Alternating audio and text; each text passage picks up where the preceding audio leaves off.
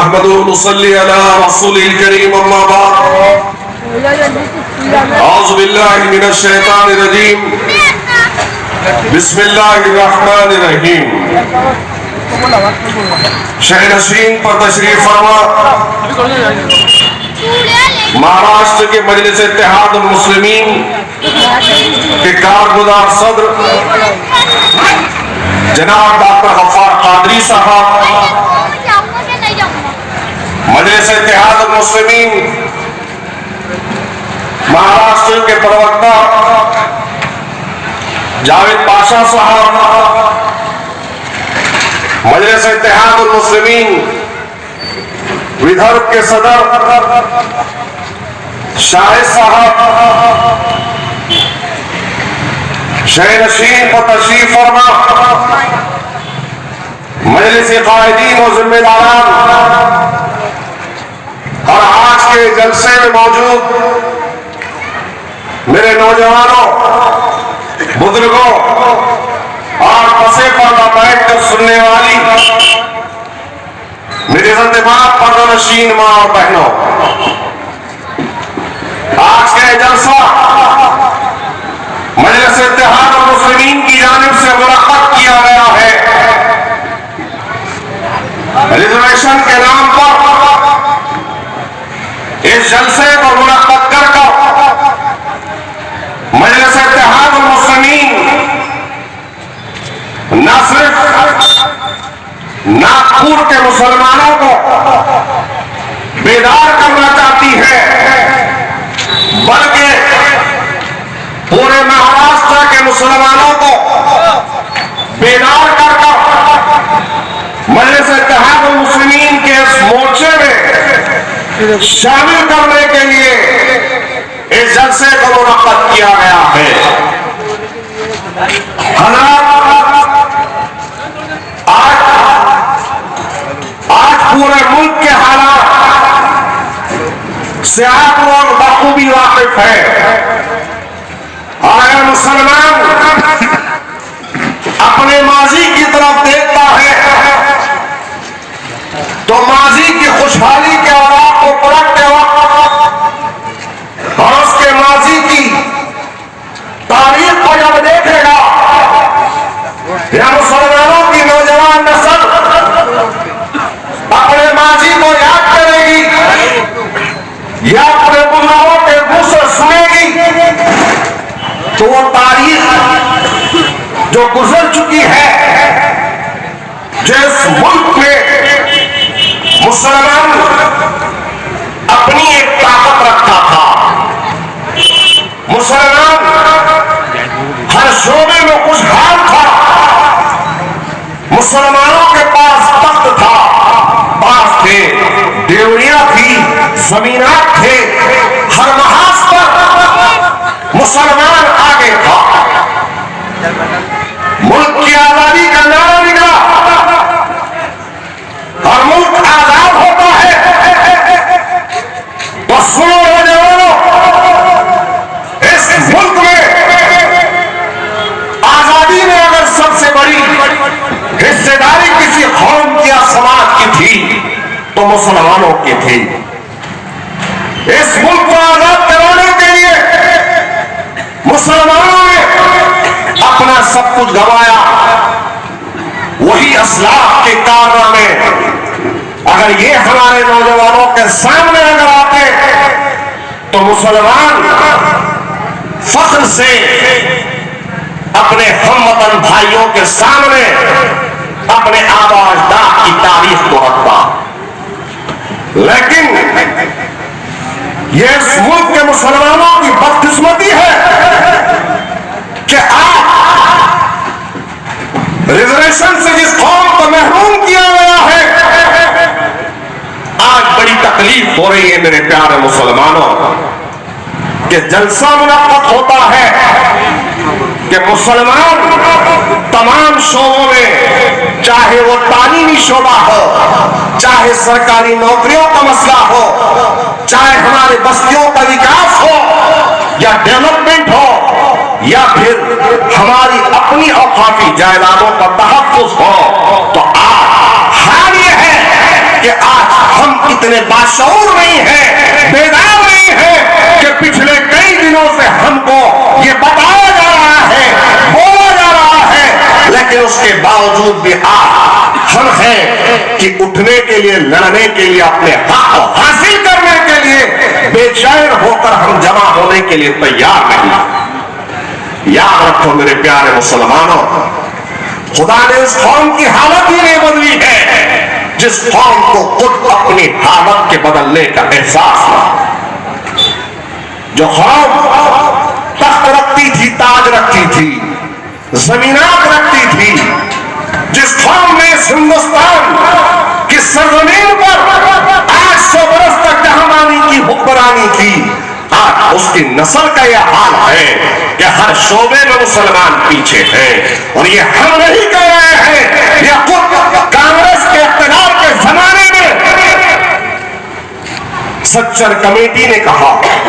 Ranganath Mishra commission نے کہا, محمود الرحمان committee نے کہا, یہ تمام کی تمام کمیٹیز کے سفارشات کو اگر پڑھیں گے تو انہوں نے بیان کیا ہے اپنے کمیٹیز کے اوراق پر, اور وہ آج بھی شاید ہے کہ ہندوستان میں اگر سب سے زیادہ پچھڑی ہوئی کوئی قوم ہے, پسماندہ ہے, تو جھگیوں اور جھوپڑیوں میں رہنے کے لیے مجبور ہے, دلتوں سے زیادہ بدتر ہو چکی ہے تو مسلمان. تعلیمی میدان میں ہم پیچھے ہیں, کچے مکان سب سے زیادہ اگر کسی کے پاس ہے تو مسلمانوں کے پاس ہے. نوکریوں میں ہماری حصہ داری نہیں ہے. اور پھر حالت یہ ہے میرے بھائی کہ سب سے زیادہ نوجوان مسلمان اگر کہیں ملیں گے تو جیلوں میں ملیں گے. یہ صورتحال ہے, یہ صورتحال اس قوم کی ہے جس نے کالے پانی کی سزاؤں کو کاٹا. یہ صورتحال اس قوم کی ہے جس کے ساتھ میں پھانسی کے پھندوں کو چھومتے ہوئے, لپٹتے ہوئے اپنی جانوں کی قربانی دی. یہ قوم کی حالت ہے اس نسل کے آب و اجداد کی حالت تھی جس نے ریش نجومان کی تحریک کو چھیڑا تھا, کالے پانی کی سزاؤں کو کاٹا تھا. اور دہلی سے لے کر میرٹھ تک, دہلی سے لے کر منی آباد تک, دہلی سے لے کر موجودہ پاکستان کے پشاور تک جتنے راستے میں گرد تھے, ان درختوں پر ہمارے عظیم العلماء اکرام کی لاشوں کو لٹکا دیا گیا. اور وہ لاشیں اس بات کی گواہی دے رہی تھی کہ ہم کو اس ملک کو انگریزوں کی غلامی سے آزاد کروانا ہے. ملک تو آزاد ہوتا ہے, جانے ہم نے گنوائی, مال کا وقت پڑا تو ہم نے مار دیا. یہ جو سن پریوار کے لوگ آج مسلم دینی اداروں کو دہشت گردی کے اڈوں سے تعبیر کرتے ہیں, یہی دہلی کے اطراف و اقطاف میں جتنے دینی ادارے تھے وہیں سے وہ طالب علموں نے نکل کر اس ملک کی آزادی کا نعرہ دیا. لیکن تعجب ہوتا ہے آج ایک سچائی اور کڑوی حقیقت کو تمہارے سامنے رکھ رہا ہوں مسلمانوں, کہ وہ قوم جس نے اس ملک کے لیے اپنا سب کچھ گنوایا, لٹایا, پٹایا, شہادت دی, پھانسی کے پھندوں کو چوما, آج اس قوم کے ہاتھ میں کیا آیا؟ اگر کوئی احسان کرتا ہے تو اس کے بدلے میں اسے انعامات سے, اکرامات سے نوازا جاتا ہے. لیکن حالت یہاں پر دوسری ہے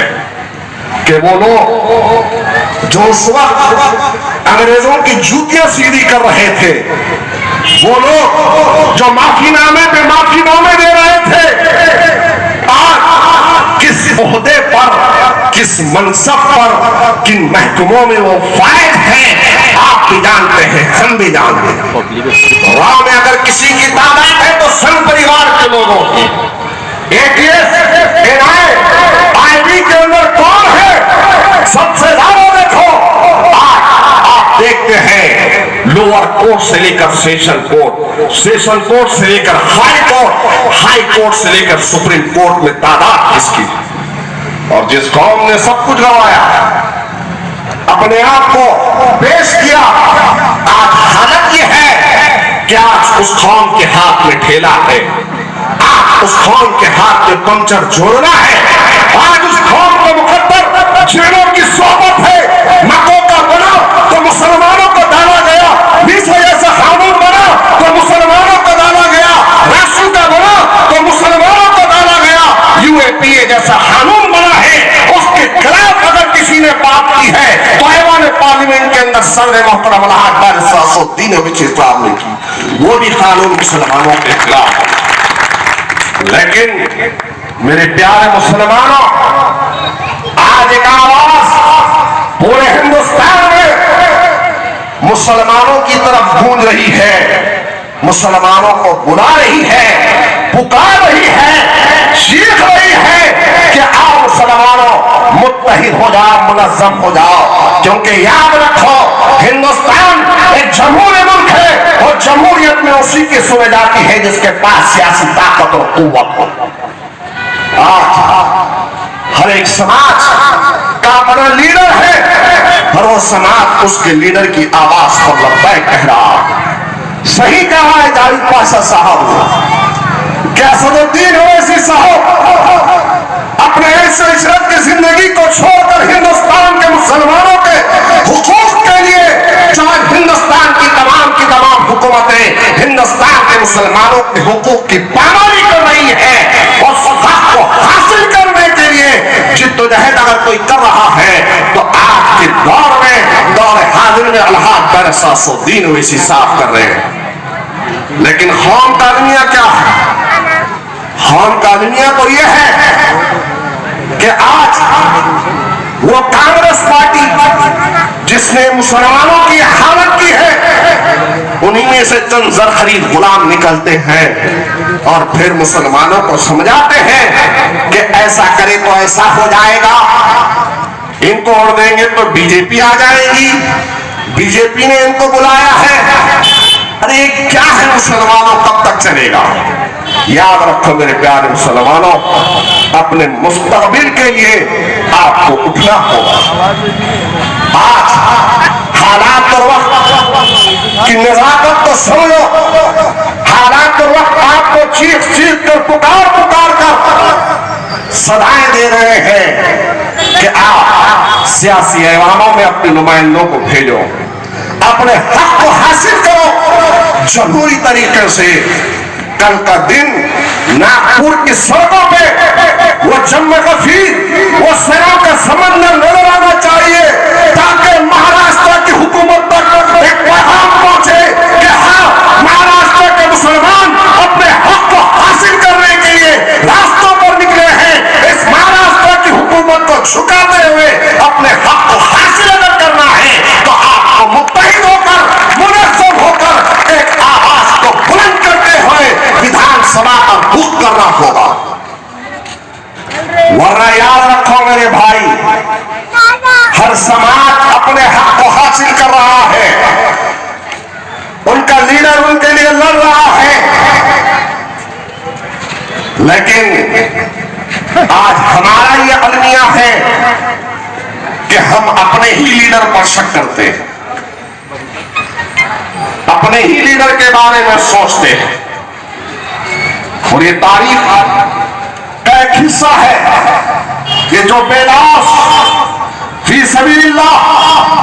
अल्लाह उसके रसूल की उम्मत के लिए आगे बढ़ता है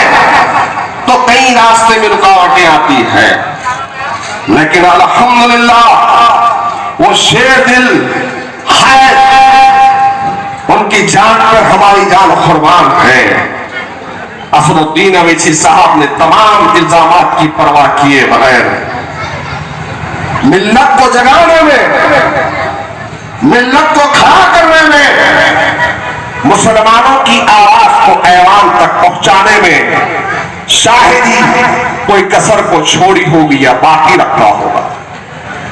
मेरे प्यारे मुसलमानों, कल का दिन नागपुर की तारीख में एक तारीखी दिन होना चाहिए। अगर आप मुत्तहिद होंगे, अगर आप मुनज़्ज़म होंगे तो हमारे जो मसाइल हैं वो हल होंगे, वरना हमारी आवाज बेमायने हो जाएगी। अगर हम सोचते रहेंगे कि क्या होगा तो सोचने से कहीं कुछ नहीं मिलता। अगर हम आगे बढ़ेंगे